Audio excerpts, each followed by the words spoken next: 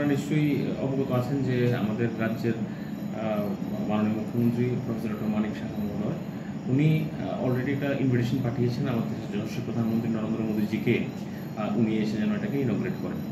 তো ওই কথার সাপেক্ষে পিএমও থেকে প্রধানমন্ত্রী অফিস থেকে জানানো হয়েছে ডেট দেওয়ার জন্য। তো আমাদের নবরাত্রিও শুরু হচ্ছে এবং প্রধানমন্ত্রীও চাইছেন উনি এসে এটাকে ইনগ্রেট উনি নিজ হাতে করেন। তো 21, 22 এবং 26 তিনটি ডেট পাঠানো হয়েছে। এই তিনটি ডেটের মধ্যে যে কোনো একটা ডেটে উনি আসবেন। বিশেষ করে খুব সম্ভব 21 বা 22 তারিখে আসার সম্ভাবনা প্রবল।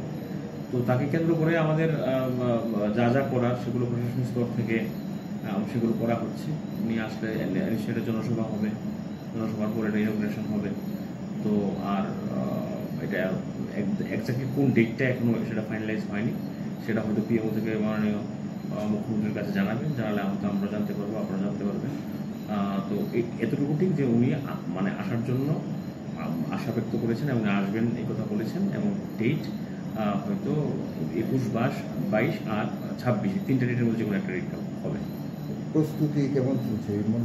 প্রস্তুতি সম্পূর্ণ প্রায় নাকি? হ্যাঁ, প্রস্তুতি তো প্রায় সম্পূর্ণ। আপনারাও হয়তো গেলে দেখবেন যে মোটামুটি প্রায় 80%-এর উপর 90%-এর উপর কাজ তো শেষই।